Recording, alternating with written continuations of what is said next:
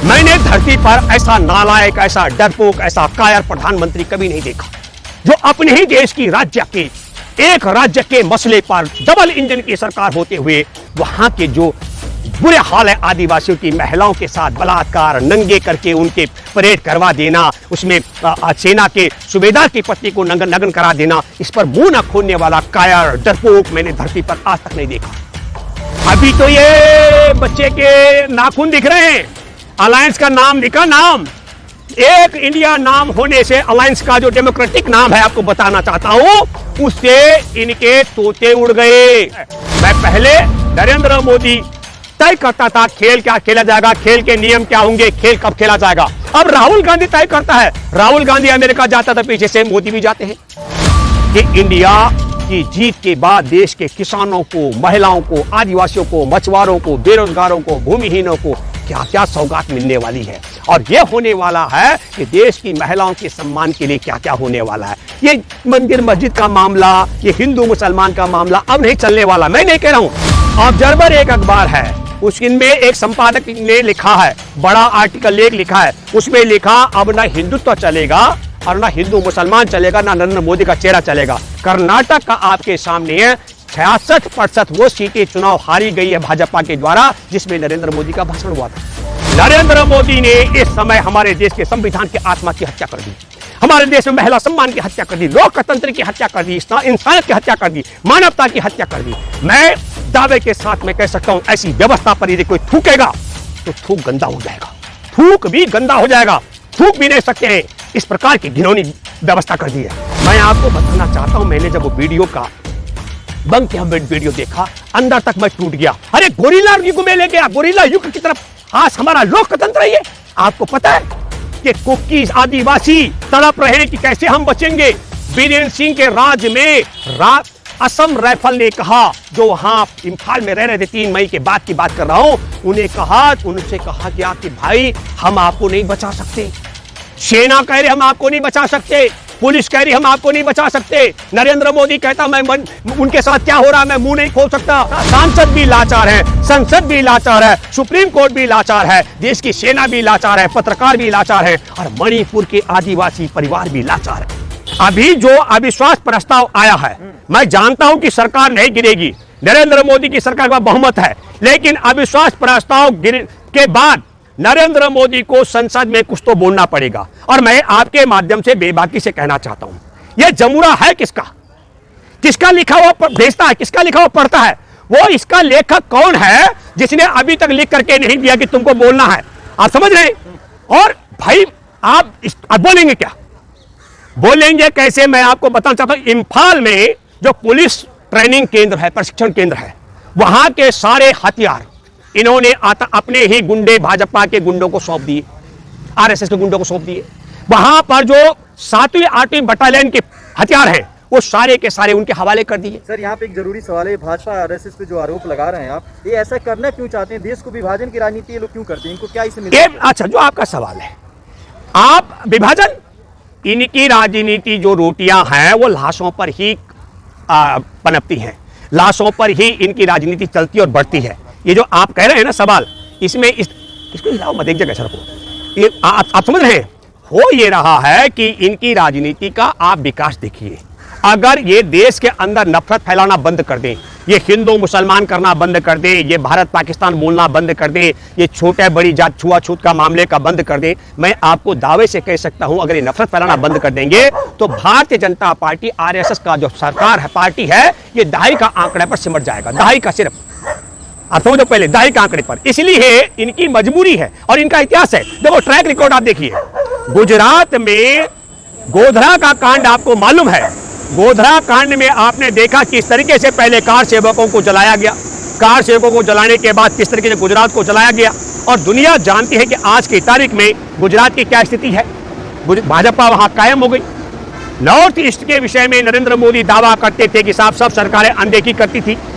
अरे भाई, आपके माध्यम से कहना चाहता हूं, यदि नरेंद्र मोदी हमारे देश की मां बहनों का सम्मान करता तो जैसे ही वह महिलाएं नग्न की गई थी, पुलिस की हिरासत में थी, वो कहीं चंदे हिरासत में नहीं, पुलिस की सुरक्षा में थी, मणिपुर की पुलिस सुरक्षा में, और जिनको ले जाया गया उनमें एक सूबेदार की पत्नी थी और नग्न किया गया, नरेंद्र मोदी महिलाओं का सम्मान करता तो तत्काल कुछ बोलते। आपको पता है उसका भाई बचाने आया लड़की का, 21 साल की लड़की का, उसको वहीं गोली मार दी गई। नरेंद्र मोदी पहला सवाल यह करता, क्या कारण है जब पुलिस की सुरक्षा में थे और उन्हें 800,000 गुंडे भाजपाई लेकर लूट के ले गए तो उनको बचाने के लिए और पुलिस क्यों नहीं बुलाई गई, और फिर एफआईआर दर्ज क्यों नहीं की गई?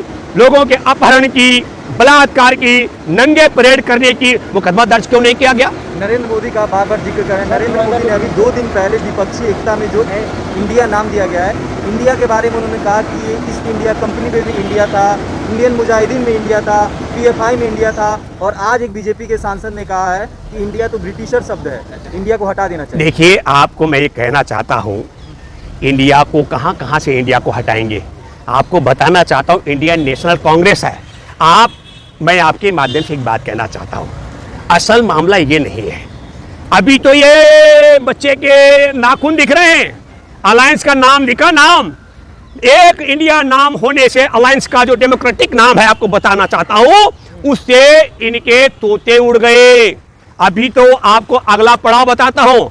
मैं दावे के साथ मैं कह सकता हूँ, राहुल की रणनीति बहुत कुशल है। मैं पहले नरेंद्र मोदी तय करता था खेल क्या खेला जाएगा, खेल के नियम क्या होंगे, खेल कब खेला जाएगा। अब राहुल गांधी तय करता है। राहुल गांधी अमेरिका जाता था, पीछे से मोदी भी जाते हैं। राहुल गांधी दिल्ली विश्वविद्यालय जाता है तो मोदी भी जाते हैं। अभी आपको मैं बताना चाहता हूं कि राहुल गांधी की अगुवाई में इंडिया एक बड़ा काम करने वाला है, और वह काम क्या होगा कि इंडिया की जीत के बाद देश के किसानों को, महिलाओं को, आदिवासियों को, मछुआरों को, बेरोजगारों को, भूमिहीनों को क्या क्या सौगात मिलने वाली है, और यह होने वाला है कि देश की महिलाओं के सम्मान के लिए क्या क्या होने वाला है। ये मंदिर मस्जिद का मामला, ये हिंदू मुसलमान का मामला अब नहीं चलने वाला। मैं नहीं कह रहा हूं। ऑब्जर्वर एक अखबार है, उसमें एक संपादक ने लिखा है, बड़ा आर्टिकल एक लिखा है, उसमें लिखा अब ना हिंदुत्व चलेगा और ना हिंदू मुसलमान चलेगा, ना नरेंद्र मोदी का चेहरा चलेगा। कर्नाटक का आपके सामने है, 66% वो सीटें चुनाव हारी गई है भाजपा के द्वारा, जिसमें नरेंद्र मोदी का भाषण हुआ था। आप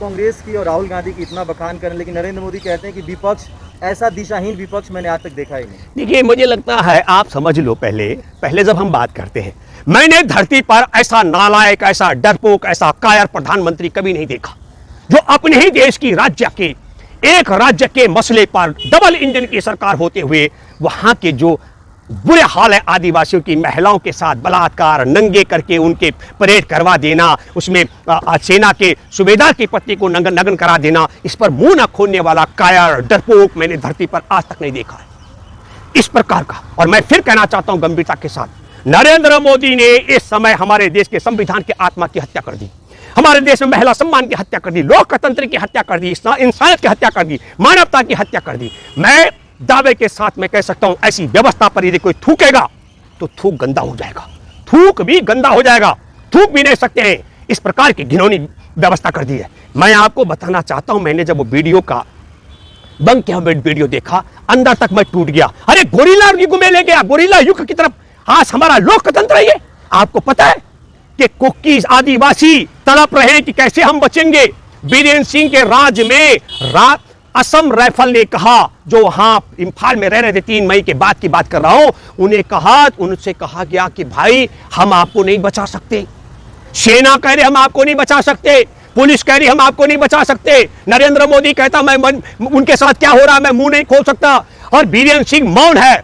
मैं फिर कहना चाहता हूं, शुरुआत में भले ही नरेंद्र मोदी संघ परिवार इसके साथ नहीं रहा होगा, लेकिन आज की तारीख में पूरे देश और दुनिया तक मैं कहना चाहता हूं, जहां तक मेरी बात जाए, कि 100% नरेंद्र मोदी और संघ की सरकार आदिवासियों के खिलाफ है, क्योंकि वो ये संदेश नहीं देना चाहती है कि इंडिया बन गया, और ऊपर से ये संदेश दे दे कि साहब मणिपुर में हिंदुओं के खिलाफ हो गई भाजपा, तो फिर क्या बचेगा। इसलिए दुनिया इधर की उधर हो जाए, जितना मर्जी बर्बादी तबाही हो जाए, कुछ भी हो जाए। आज आपने देखा, separate state is only solution, इस स्लोगन लेकर के मणिपुर के आदिवासी जंतर मंतर पर डटे। क्यों? क्योंकि उनको समझ आ गया है कि पुलिस उनकी हिफाजत नहीं कर सकती है, सेना नहीं बचा पा रही है, असम राइफल नहीं बचा पा रही है, और मैं गलत नहीं हूं तो सुप्रीम कोर्ट भी लाचार है, और संसद में जो आपने कहा संजय सिंह को बाहर कर दिया, ऐसे मुझे लगता है जो भी सांसद प्रखरता से और को जोर से उठाना चाहेगा उन सबको उठा के बाहर कर दिया जाएगा। तो सांसद भी लाचार है, संसद भी लाचार है, सुप्रीम कोर्ट भी लाचार है, देश की सेना भी लाचार है, पत्रकार भी लाचार है, और मणिपुर के आदिवासी परिवार भी लाचार है। सर, मोदी जी कहते हैं राजस्थान की रैली में कि इंडिया जो है भ्रष्टाचारियों, कुकर्मियों, अधर्मियों का पार्टी है। देखिए अब अरे भाई आप एक बात बताइए, वो देखिए मैं आपको बताना चाहता हूं, हमारे देश के अंदर लाहौर में देश की आज़ादी के टाइम पर एक प्रस्ताव पास हुआ कि सब तिरंगा रैली निकालेंगे। तो सबसे पहले तिरंगा द्रोही था, उसका नाम है हेगड़ेवार। डॉक्टर हेगड़ेवार ने कहा नहीं, हम भगवा रंग लेके चलेंगे। तिरंगा का विरोध किसी ने किया धरती पर? आरएसएस के मुखिया ने।